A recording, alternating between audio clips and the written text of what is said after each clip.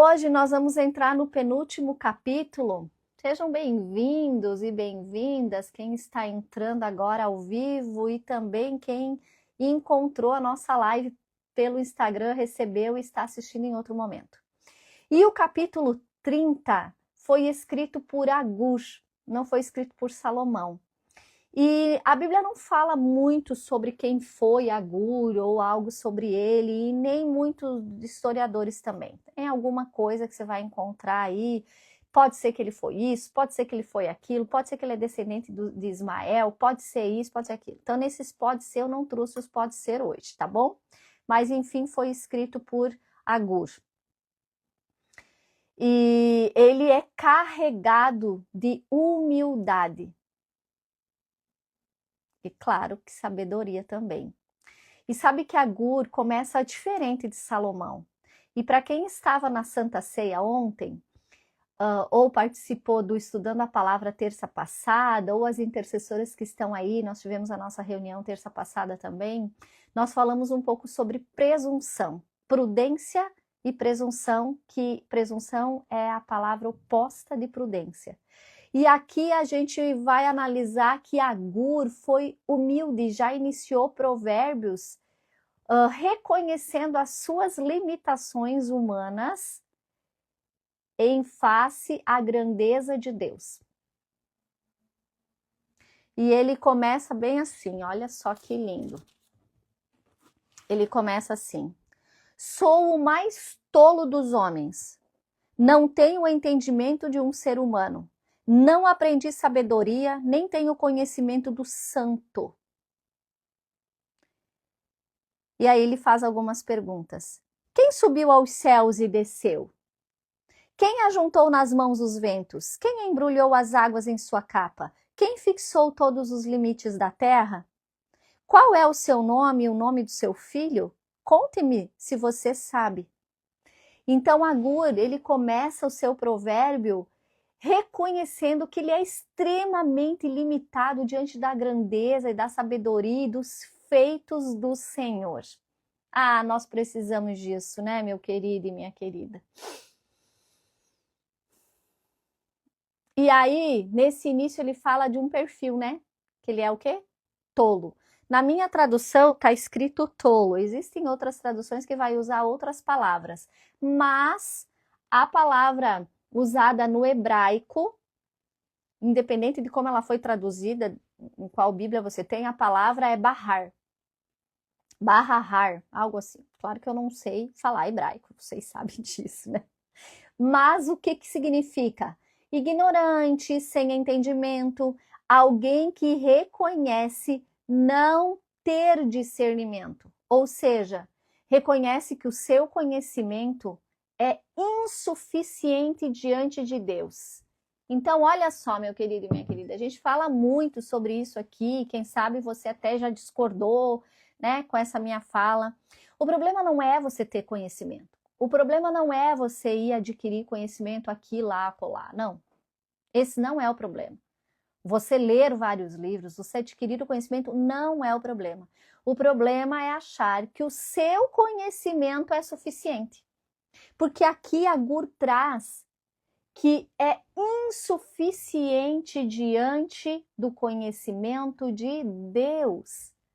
Aqui entra a humildade que Agur nos ensina, a saber que todo conhecimento que nós possamos ter, ele sempre será insuficiente diante daquilo que Deus sabe, que Deus é, que Deus tem para ensinar a mim e a você.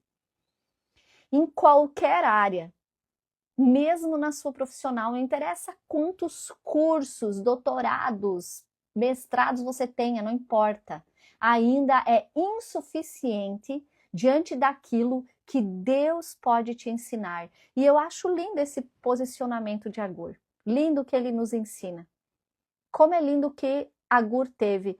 Eu imagino que Agur viveu e viu muitas coisas para chegar a essa conclusão de que o conhecimento sempre será insuficiente comparado ao conhecimento de Deus. E aqui vem o ensinamento, ó. Enquanto o orgulhoso diz, eu sei, A humildade diz: ensina-me, Senhor. Eu sei, mas isso é insuficiente diante da tua grandeza. Então, ensina-me.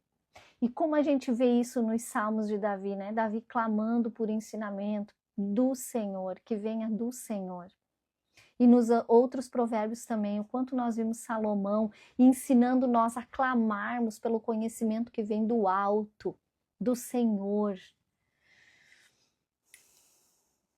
Alguns estudiosos colocam aqui, porque o versículo-chave desse provérbios é o versículo 5. Vamos ler? Vamos ler ele? Não é vamos ler, Giovana, é vamos ler. Minha mãe que sempre me corrige, né? Minha filha, fala o português completo. Vamos lá, então? Diz assim, ó. Cada palavra de Deus é comprovadamente pura. Ele é um escudo para quem nele se refugia. Esse é o versículo-chave.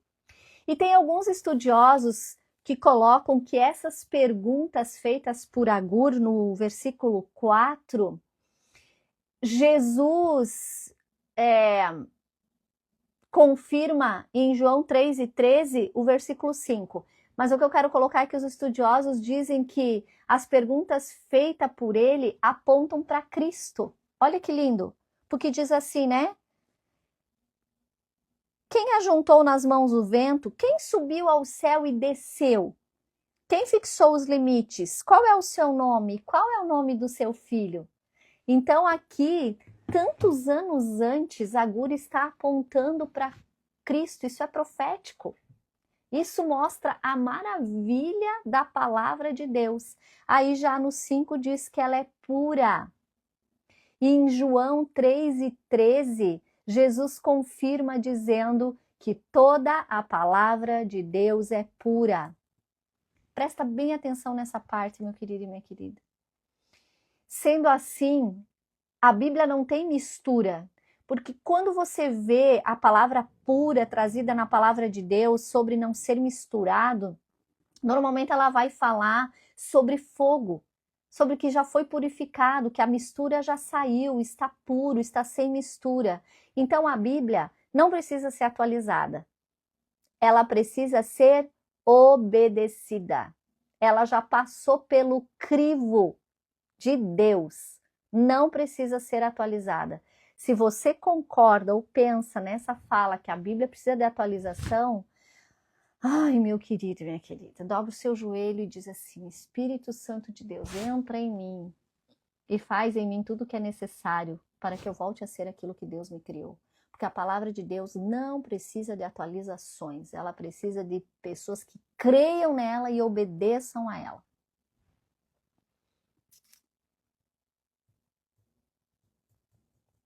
Para de querer que atualize a Bíblia, obedeça a Bíblia. O ser humano quer que atualize, sabe por quê?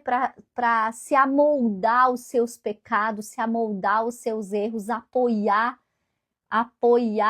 as suas decisões extremamente erradas e pecaminosas. Por isso que ele deseja que a Bíblia seja atualizada. No versículo 6, ele nos traz algo poderoso e também perigoso. Vamos ler? Versículo 6. Nada acrescente às palavras dele. Do contrário, ele o repreenderá e mostrará que você é mentiroso. Sabe, não tem nada a ver, não tem nenhum problema em tecnologia, em avanços, não tem problema. O problema é que o homem avança em tecnologia com sabedoria que Deus dá e despreza a Deus. E quer desprezar o que Deus criou, o que Deus fez ou o que Deus faz.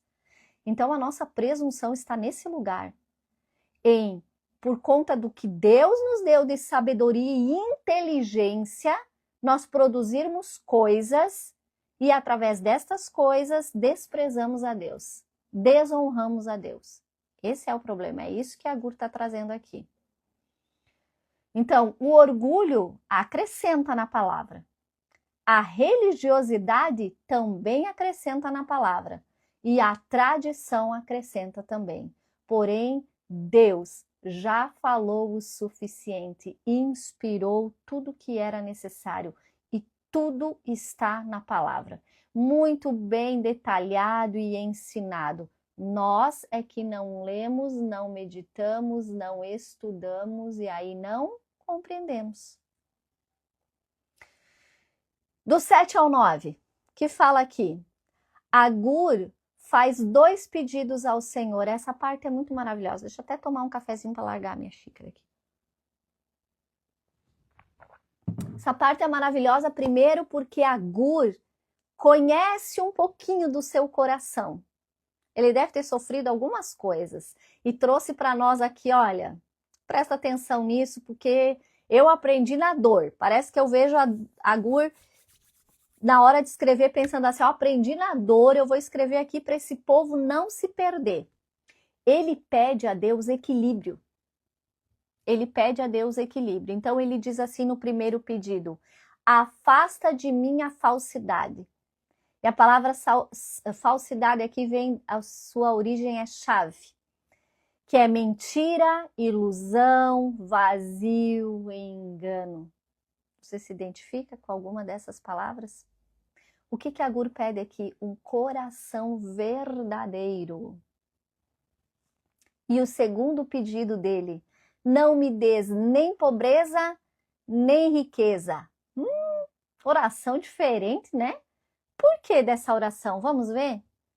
Porque ambas afastam o homem de Deus. Tanto a riqueza quanto a pobreza podem afastar o homem de Deus.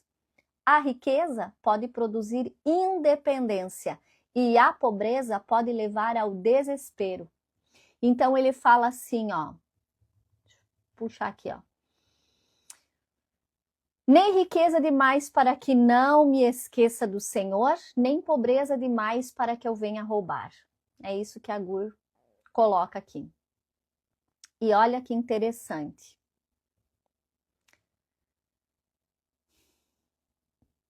Agur deseja depender diretamente do Senhor. E sabe o que ele nos faz lembrar? A oração do Pai Nosso. Dá-nos o pão de cada dia. Interessante, Jesus já ensinou isso. Dá-nos o pão de cada dia. E tem outro versículo que diz assim, ó.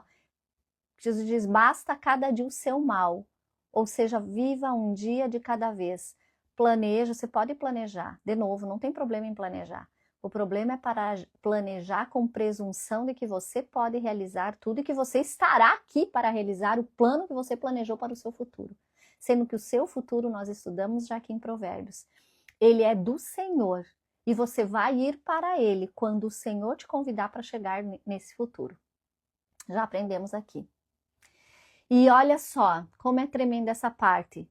Deus já sabia, presta atenção. Se você está fazendo alguma coisa, para agora. Para e vem para cá. Para aqui na frente. Deus já sabia do efeito colateral que a riqueza poderia trazer. Por isso que muitos às vezes não entendem a fala, nem a minha.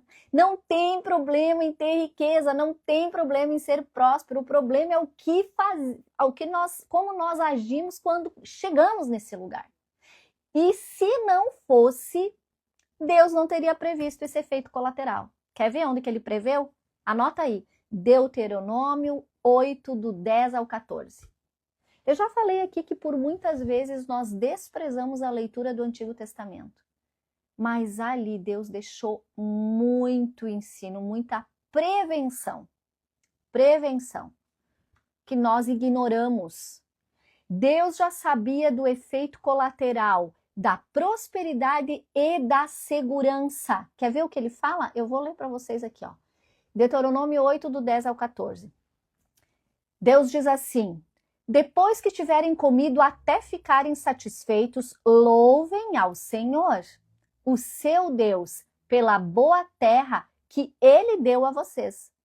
Tenham o cuidado de não se esquecer do Senhor, o seu Deus, deixando de obedecer os seus mandamentos, as suas ordenanças e aos seus estatutos que hoje ordeno a vocês.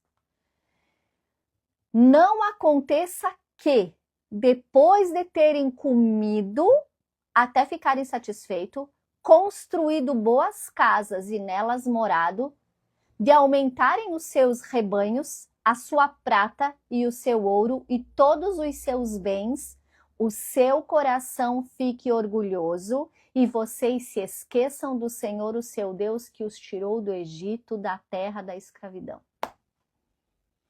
Aqui está a prevenção de algo que Deus sabia que podia acontecer. E quando você vai estudar a história dos povos, por exemplo, você vai estudar a história da Europa, e você vê como e quando que começou o afastamento da Europa de Deus, sendo que foram eles que evangelizaram muitos lugares da terra, como que houve esse afastamento? Se lá teve tanto avivamento. Foi por aí, quando começaram a ficar prósperos, terem segurança, eles ficaram presunçosos, achando que era por eles mesmos, esqueceram-se de Deus. E sabe qual caminho nós brasileiros estamos seguindo? Exatamente o mesmo. Eu gostaria que você estudasse, estude como foi o afastamento da Europa de Deus. Nós estamos indo exatamente pelo mesmo caminho. Isso é incrível, ver o que aconteceu e seguir exatamente o mesmo caminho. O próximo caminho é tornar o relacionamento com Deus só na intimidade. Vocês já viram que já apareceu isso aí, né? Não tivemos uma declaração aí? E que não caia a live. De que o meu relacionamento com Deus tem que ser só na intimidade. Ele não pode ser declarado, ele não pode ser divulgado, não pode fazer isso que nós estamos fazendo. Tem que ser na intimidade. Esse é o próximo passo de um povo que se afasta de Deus. Tudo se torna mais importante do que Deus. Ok? Então, Agur falou, mas lá em Deuteronômio Deus já tinha dado o alerta. Presta atenção, que o coração de vocês vai se tornar presunçoso, achando que é vocês que fizeram, vão se esquecer que fui eu que permiti, que fui eu que abençoei, que fui eu que dei a terra e o lugar onde vocês estão prosperando. Do 10 ao 14, continua trazendo o quê? O perigo da soberba. E ali há uma descrição de pessoas que perderam o temor de Deus, de uma geração que amaldiçoa os pais, uma geração que perdeu a honra,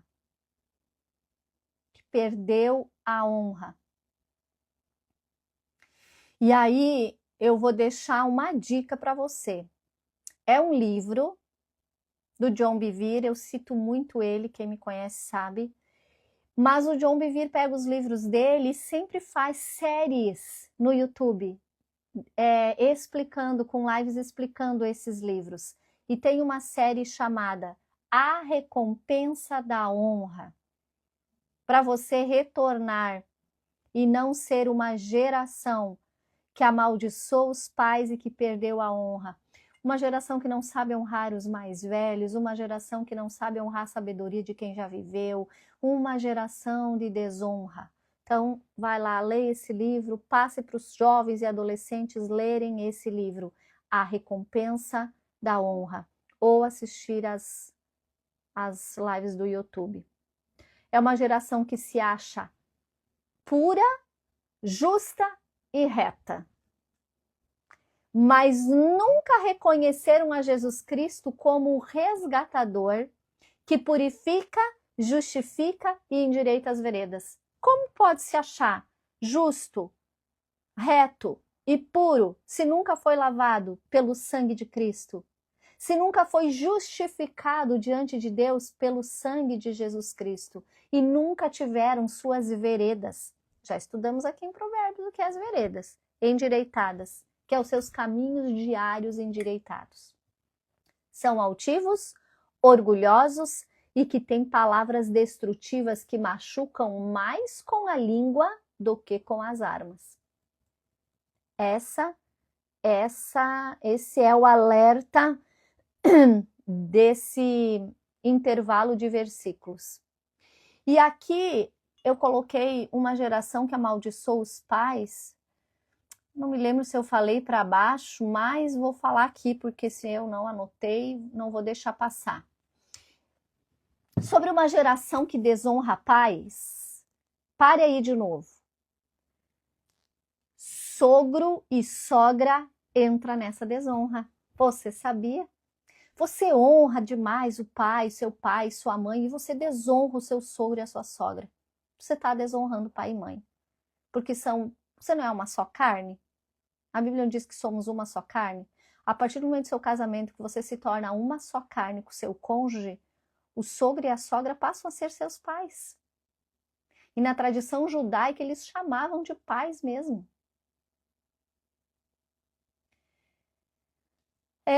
Senhor, nem as lives é leve, né, meus queridos? Nem as lives são leves. Vamos falar mais um pouquinho sobre a honra? Vamos? Talvez você honre com palavras, com atitudes, com ações, mas aqui dentro tem desonra. Sabe como manifesta desonra? Com uma palavrinha que a gente já estudou também, falamos muito na live do Café com Propósito, no estudo do livro de Esther, sobre injustiças. Você continua se achando injustiçado, injustiçada pelos seus pais. Isso é desonra. Porque aqui dentro você está desonrando. Talvez com os lábios você honra. E aí você lembra de algum texto que Jesus fala disso? Vocês me honram de boca, mas são sepulcros caiados, em seu interior vocês me desonram. Serve também para a honra de pai e mãe. E continua sendo um princípio do reino, honrar pai e mãe, continua sendo um princípio do reino dos céus. Único mandamento com promessa: honra teu pai e tua mãe para que te vá bem e te prolongue os teus dias na terra. Amém, meu querido e minha querida? Vai lá, liga para o sogro e para a sogra hoje, pede perdão, diz: meu sogro, minha sogra, eu estou ligando hoje para pedir perdão, quero honrar a sua vida, porque se não fosse vocês, eu não tinha o cônjuge abençoado que eu tenho. Vai lá. Você já fez um momento de honra para os seus pais? Então faz um momento de honra para os pais do seu cônjuge. Amém? Amém. Vamos lá. Vamos exercer o que estamos aprendendo. Intervalo do 15 ao 17 fala sobre a insatisfação do coração humano. Aí fala de duas irmãs perversas aqui, né? Duas sanguessuga. Dá e dá. Duas filhas têm a sanguessuga, D e D, gritam elas. É um desejo insaciável. E assim a Gur dá 4 exemplos de coisas que nunca bastam. Vamos lá. Ele fala do Sheol, do ventre estéril, a terra que nunca se farta de água e o fogo que continua consumindo. Então vamos pegar a lição de cada um. Sheol seria o sepulcro, túmulo. A morte nunca para de enviar pessoas para lá, para a sepultura. E isso nos lembra que a vida é breve e que precisamos estar não somente preparados, mas prontos para encontrar com Deus. E aí quem esteve na nossa Santa Ceia ontem aprendeu um pouquinho sobre isso quando falamos da parábola das 10 virgens. Todas elas estavam preparadas, estavam vestidas e estavam com o candelabro. Porém, só 5 estavam prontas, com óleo, com azeite para acender os candelabros e com óleo e azeite de sobra para repor no candelabro até encontrar-se com o noivo. Então, é isso que está nos lembrando aqui. No ventre estéril, Naquela época era muito importante a fertilidade, tinha um valor imenso a fertilidade para o povo hebraico, para o povo israelita. Então, ser estéril continuava sendo um anseio permanente no coração daquela mãe de ter um filho. E o que nos ensina isso? Nos ensina que há desejos legítimos em nosso coração. Não tinha nada de legítimo uma mãe querer ter filhos, ansiar por ter filhos. Mas só Deus pode suprir esses desejos legítimos do nosso coração e no tempo dele. Só Deus pode suprir e no tempo dele. Porque se for fora do tempo, nós já vamos ver o que acontece.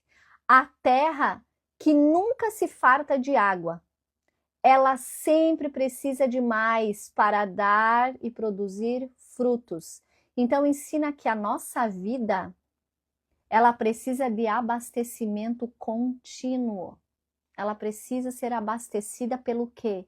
Pela presença de Deus, pela palavra de Deus, continuamente, para que possamos produzir bons frutos. Nós precisamos usufruir sem desperdiçar da intimidade com Deus, para que possamos produzir bons frutos. E por último, o fogo que continua consumindo enquanto houver combustível para ele queimar. Ensina que certos desejos, pecados e paixões descontroladas funcionam como fogo. Quanto mais são alimentados, mais crescem. Tem pecado repetido na sua vida? Está quase se tornando já iniquidade em sua vida? Para de alimentar. Para de alimentar que vai se apagar. Você continua alimentando o seu pecado. Por isso que ele continua, e não é que diz, eu não consigo largar, eu não consigo parar. Não, não é não consigo. Vou falar para você mesmo que eu falo do perdão. Você não quer parar, você não quer largar. Esse pecado já virou bichinho de estimação na sua vida. É verdade. Pode ficar brabo e braba comigo aí, mas é bem isso. Para de alimentar que isso vai se apagar. O fogo, você não precisa ficar alimentando ele para ele continuar. Quando terminar, não vai mais queimar. Quando não tiver mais o que queimar, não vai mais queimar. Assim é o pecado. Então, Agur mostra que existem coisas cuja natureza é nunca se satisfazer, é nunca basta. E que um coração sem Deus nunca vai encontrar satisfação. Sempre quer mais, mais, mais e mais. Nunca basta.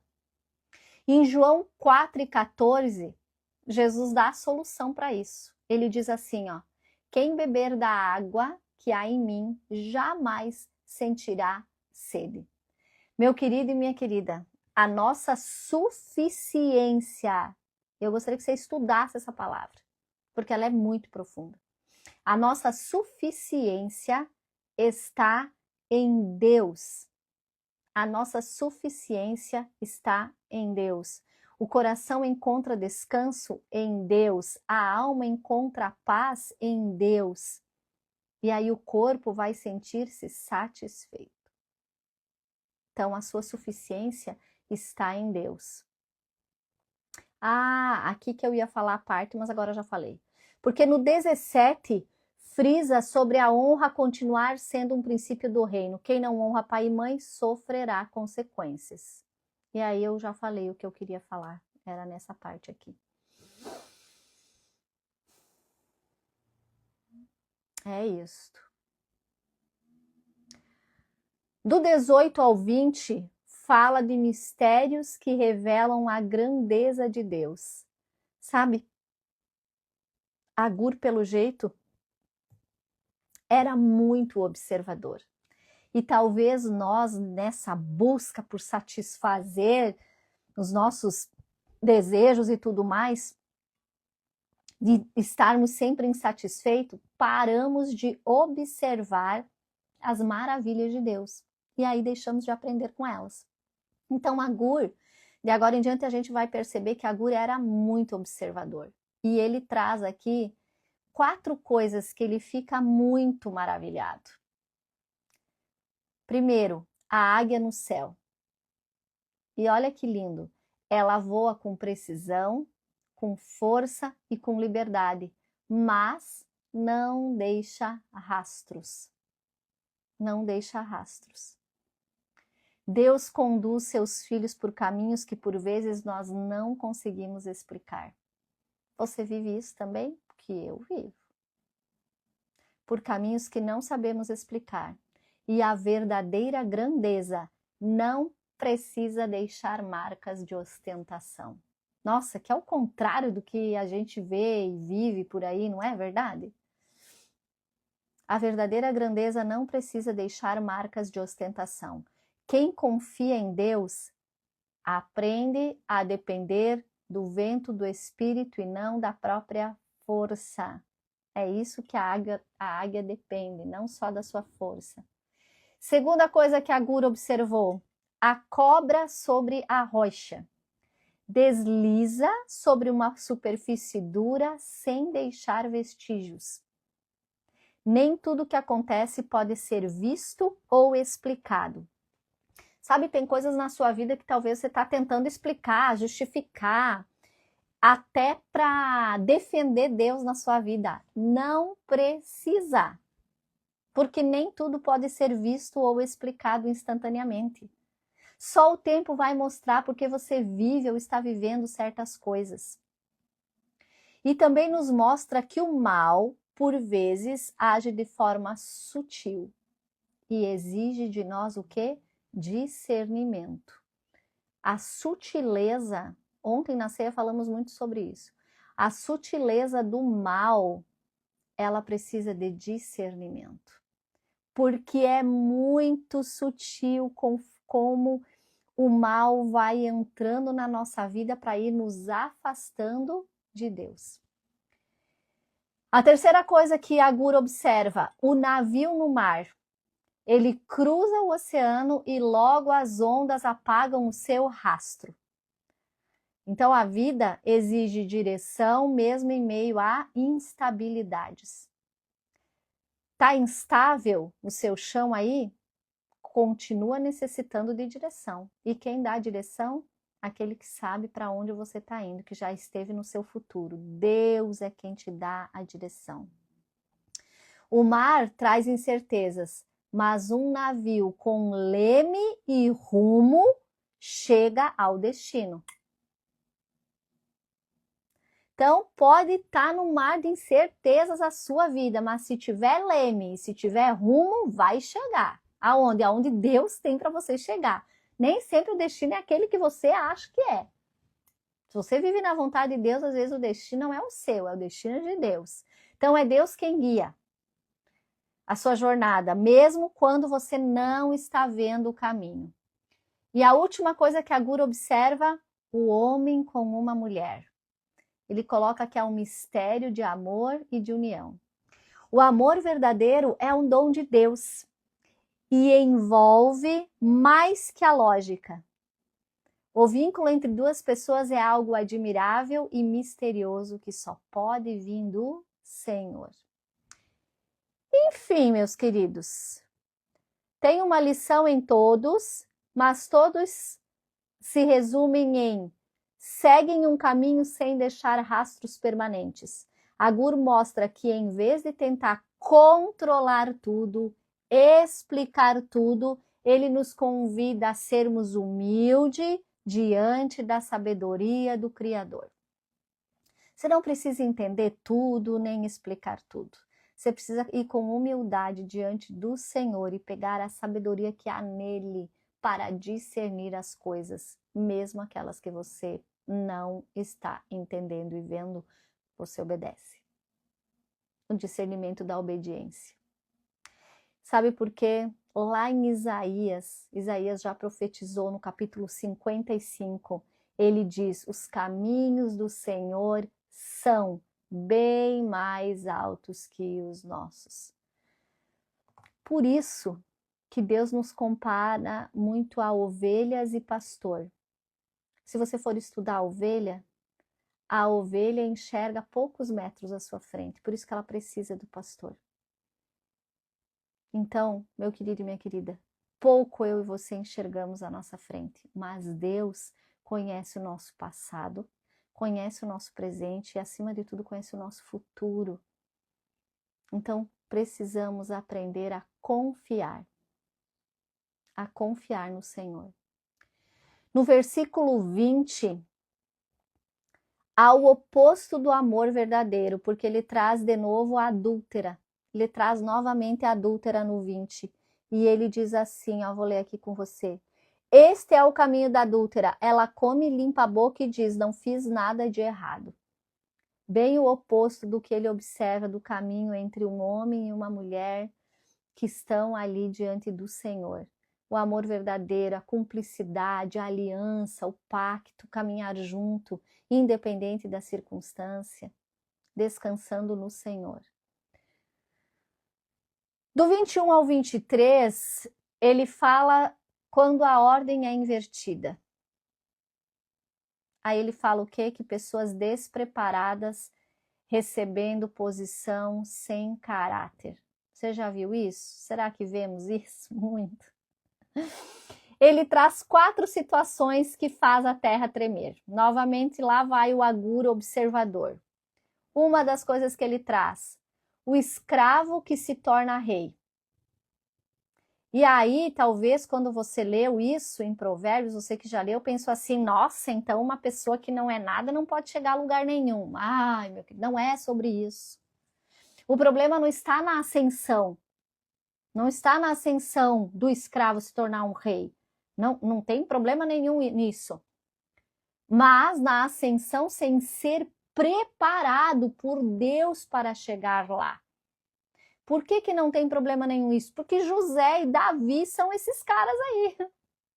O Zezinho, o irmãozinho desprezado, foi o que chegou ao governo do Egito. E o Davizinho, o irmãozinho desprezado, do pastorzinho de ovelha, chegou a ser rei. Então não é sobre isso que Agur está falando. Mas os dois foram o quê? Preparados por Deus. Então talvez você está em busca de alguma ascensão, mas não se deixa ser preparado por Deus. Porque se você ler a história de José e Davi, e eu convido você a ler, leia e se pergunte, quem sou eu nesse lugar? Quem é você no lugar de José? Primeiro, pega a capa, rasga, joga no poço. Não! Que Deus é esse? Que promessa é essa? Olha onde me largou aqui, num poço. Aí depois tira do poço, vende para escravo. Não, só o que me faltava. Você é escravo agora. Como escravo, recebe um bom lugar no governo da casa de Potifar. Aí vai lá, a mulher tenta ele. Poxa, mas eu nem pequei, eu corri, eu fugi. O que adianta fazer certo?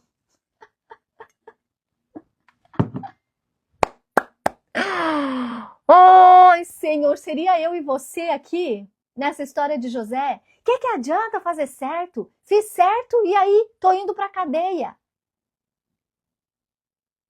Lá na cadeia. Traduz o sonho de um, traduz o sonho de outro e pede, quando tiver lá, fala de mim. O que acontece? Não acontece. A pessoa nem lembra do Zezinho que interpretou o sonho. Aí já tava nós lá. O que adianta ajudar os outros? Nem lembram, nem honram, nem não sei o quê. Desse jeito. Agora, Davi, meu querido e minha querida. Você lê a história de Davi, olha, eu estou estudando profundamente aí a história de Davi. Eu e meu marido e a minha mãe, porque estamos estudando junto e assistimos a série juntos, mas enfim, chegamos à conclusão de, nossa, gente, tanto que queria a vida de Davi, agora a gente já está pensando, será que eu suportaria tudo isso? Ai, meu querido, ele recebe a unção de rei e depois começa a dar tudo errado na vida dele. Na visão humana, estaria tudo errado na vida dele. Mas Deus tinha um plano maior, um plano que chegou até nós. Ah, meus queridos, Jesus é descendente da linhagem de Davi. O plano de Deus era muito maior. E os ensinos que Davi nos deixou, muito maravilhosos. Mas quem seria eu e você? Quem seria? Principalmente na parte da consequência dos seus pecados, que uma das coisas que mais me chamou a atenção na história de Davi é que ele aceitou as consequências do seu pecado. Ele sabia que era consequência e que ele ia viver aquilo. Aí nós, nas consequências dos nossos pecados, das nossas atitudes e ações erradas, a gente diz que é Deus. Ah, é Deus que não me vê. É Deus que não me olha. É Deus que não me ouve. É o que adianta servir a Deus? Você já ouviu essa frase? Do que adianta? Eu já ouvi muito essa frase. O que adianta você estar vivendo isso? O que adianta se você está vivendo aquilo? O que adianta se você passou por isso? O que adianta se você passou por aquilo? O que interessa o que passou, meu querido e minha querida? Interessa que nós estamos a caminho da eternidade. O que está acontecendo ao redor não interessa. Eu preciso ficar com meus olhos fixos no destino, que é a minha vida eterna com Deus. Eu não posso perder esse caminho chamado Jesus Cristo. Eu entrei nele, eu preciso permanecer nele, independente do que acontece ao redor. Independente das minhas perdas, independente das minhas conquistas, independente da minha saúde ou da minha doença, é independente de tudo isso. Nós estamos a caminho da eternidade, aí que seus olhos precisam estar fixos. Então, quem seria você e eu na história do Josézinho, do Zezinho e do Davizinho? Então, não há problema em acender, o problema é acender sem estar preparado por Deus. Quem não aprende a servir é certo que não saberá governar ou liderar, ou estar em alguma posição. Então, o treinamento começa com servir. Isso aí, servir seu cônjuge, servir seus filhos, servir sua casa, aí depois você vai servir os outros, você vai servir. E aí as pessoas não vão entender por que tu tá servindo. E não tem problema, elas não precisam entender. Lembra, é entre você e Deus. O que tá ganhando com isso? Não interessa. Interessa o que eu tenho aqui, no meu tete a tete com Deus. O que Deus está fazendo na minha vida, nem eu sei direito, mas eu sei que Ele está fazendo algo maravilhoso, que é para a eternidade. E aí ele continua, o tolo que vive na fartura. Quando um tolo prospera, sua insensatez tem a tendência de aumentar. Alguém já viu isso por aí? Quando um tolo prospera, a insensatez dele, a imprudência dele, a soberba dele, a presunção dele tende a aumentar. Eu não ia trazer aqui, mas vou trazer. E vai ter quem vai ficar bravo comigo. Não me lembro o nome do jogador. O jogador russo, grandão, aquele que botou nós para correr. Eu estive olhando um pouquinho a história dele. É um guri, menino aí, que coloca Deus acima de todas as coisas. Honra a esposa, que está casado há 12 anos e tem 3 objetivos na vida. 4, ser um bom filho, um bom marido, um bom pai e colocar Deus na frente de todas as coisas. E aí vamos pegar os nossos famosos aqui, alguns, o que tem feito? Tem honrado a quem? Tem desperdiçado no que o que Deus tem dado a eles. Misericórdia. Então, quando um tolo vive na fartura, a sua tolice tende a aumentar.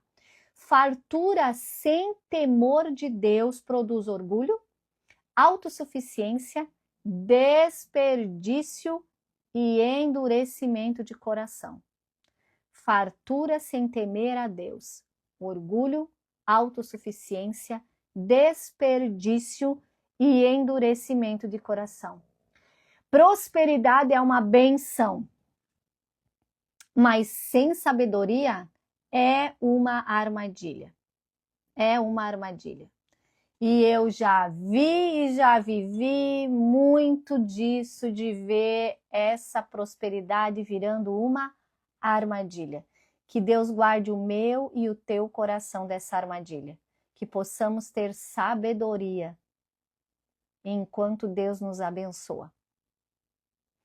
Outra coisa que a Gura observou, a mulher desprezada que consegue marido.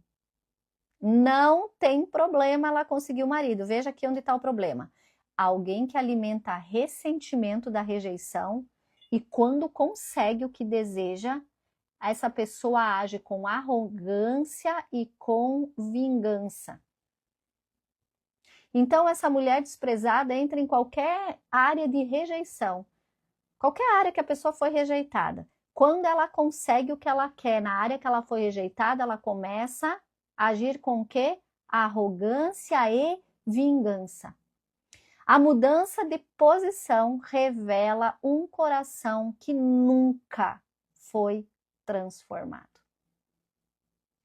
Revela um coração que nunca foi transformado. Então, presta atenção aqui, meu querido, eu quero falar com você aqui agora. Presta atenção. Deus não quer apenas mudar a sua circunstância. Deus quer mudar o seu coração. Deus quer curar o seu coração. Então, deseje ardentemente a cura do seu coração antes da mudança da sua situação. Pare de buscar a Deus para mudar as circunstâncias da sua vida. Busque a Deus para mudar o seu coração. Mudar você de dentro para fora. Depois disso, o Senhor vai mudar a circunstância e a situação. Outra coisa que a Gura observou. A serva que toma o lugar de sua senhora. Isso nos lembra muito a história de Sara e Agar. Você lembra de Sara, de Isaac e de Ismael? Promoção sem humildade gera desordem. E aí tem desordem até hoje desses dois filhos. Qual é o princípio das 4 observações de Agur? Pessoas que receberam uma nova posição, uma nova chance, uma nova oportunidade, mas não passaram por uma transformação interior. E uma das coisas que a gente pode mais observar na vida com Deus são pessoas que têm um dom, ascendem nesse dom e abandonam Deus. E o dom veio de quem? O dom veio de Deus. Mas a ascensão no dom as fez abandonar Deus, porque não se deixaram ser tratadas em seu interior pelo dono do dom. Posição muda, mas o caráter continua o mesmo. E aqui está o problema. Precisa mudar o caráter antes. Precisa da transformação antes da ascensão. Deus primeiro trabalha o coração, depois ele confia as responsabilidades. Se isso for diferente, o processo está invertido. E aí Lucas 16:10, Jesus reforça isso e diz assim, ó, quem é fiel no pouco, também é fiel no muito. E esses dias aqui, esses últimos dias, Deus tem falado muito comigo nessa área. E aí o Espírito Santo tem perguntado o que é ser fiel no pouco. E aí ele trouxe algumas áreas na minha vida que eu fui fiel no pouco e outras que eu não fui fiel no pouco. E o que aconteceu? Então, vamos lá. A fidelidade, ela tem uma área que chama constância. O fiel, ele é constante. Então, o problema não é a posição, é chegar nela sem formação de caráter. E uma das coisas que aconteceu no nosso chamado foi o início do Café com Propósito, que é a reunião de mulheres. E o fiel no pouco, o Espírito Santo falou isso aqui, ó, lembra do fiel no pouco, filha? Todas as quintas-feiras, 8 horas da manhã, com 1, com 2, com 5, chovendo, frio, calor, independente, com você ou sem você, a missão acontecia. Isso é ser fiel no pouco. Tinha 2 ou 3, continuava acontecendo. Eu estava presente ou viajando, continuava acontecendo. A constância da fidelidade no pouco. E Deus foi acrescentando. acrescentando mulheres, acrescentando famílias, acrescentando vidas, fazendo transformações, curas. Mas quem foi fazendo? O Senhor. O Senhor foi fazendo. E o processo em mim, de dentro para fora, continua até hoje. Mas muitos processos foram vividos até esse momento, muitos, em toda a minha história. Toda a minha história. Eu entendo que Deus vem preparando para esse tempo. Inclusive, quinta-feira, eu fiz uma postagem no meu story que nas quintas, das 14 às 18, eu estou na Clínica DEA, uma clínica de apoio para crianças atípicas e para mães de crianças atípicas, e a gente faz um trabalho justamente cuidando das mães e das profissionais que trabalham na clínica. E ali eu fiz uma postagem colocando como é maravilhoso estar em missão com Deus na Terra. E que elas me chamam ali de o amor da clínica. E aí eu penso às vezes que estou lá derramando amor enquanto Deus está trabalhando em meu interior. Olha que lindo! E ali ele me fez perceber quantas áreas da minha vida foram passadas não só como consequência, muitas foram consequências dos meus pecados, mas outras foram permissão, porque eu estava sendo tratada e trabalhada e curada para esse tempo em que estou ali na clínica derramando. Então, meu querido e minha querida, situações na sua vida que você possa estar achando que Deus não está te vendo, que Deus não está te olhando, você está sendo preparado, você está sendo preparada. Observe esse tempo, dê valor a esse tempo. Deixa ele formar o seu caráter. Então, Deus se preocupa mais com o caráter do que com a sua ascensão. E teve um Provérbios que a Lisa trouxe, e ela trouxe uma pergunta, né? Quem você está se tornando enquanto caminha com Deus? Porque caminhar com Deus, se você for presunçoso, também pode te levar para esse lugar de mau caráter enquanto caminha com Deus, por causa da sua presunção. Por conta de você achar que porque você está andando com Deus, você pode mais. Nós vamos terminar, do 24 ao 28. Os pequenos que ensinam os grandes. E aí, de novo, ele traz o quê? 4 animais. As formigas, os coelhos do rochedo, os gafanhotos e a lagartixa. Vamos ver o que cada uma fala? O que ele explica em cada uma? Ou o que ele quer dizer com cada uma? Formigas. Elas não têm chefe, mas trabalham. Isso nos ensina sobre diligência, que é constância. Coelhos do rochedo. Fracos, mas vivem nas rochas. Olha que interessante. São fracos, mas vivem nas rochas. Sabe o que nos ensina? Dependência. Sim, somos fracos, mas a Bíblia diz que em Cristo ele nos faz fortes. Então, quem é a nossa rocha? Cristo é a nossa rocha.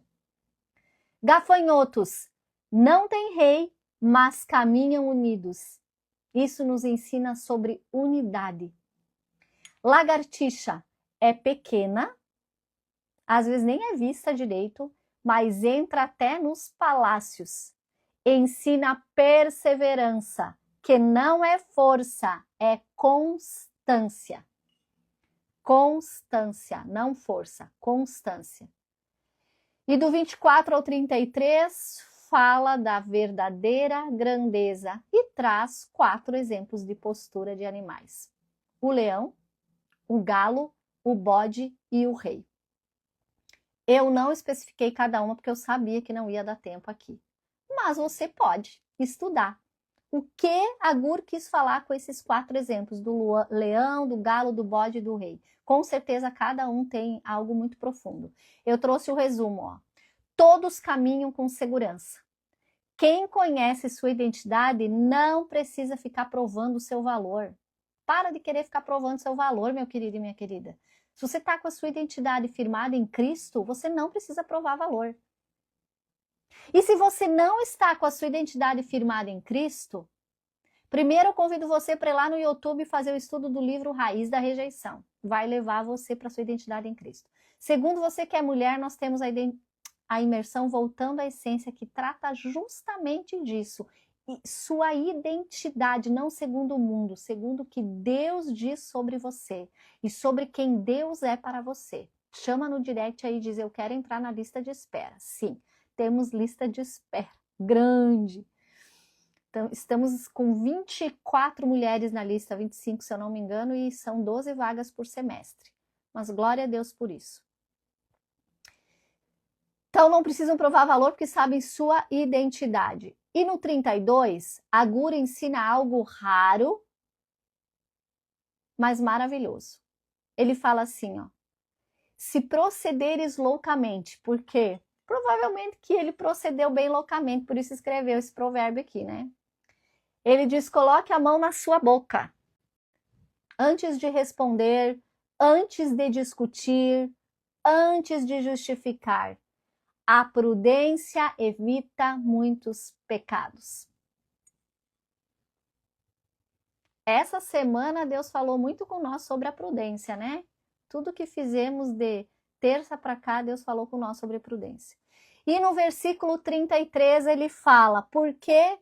Porque bater o leite produz manteiga, bater o nariz produz sangue, provocar ira produz contenda e toda ação gera um fruto.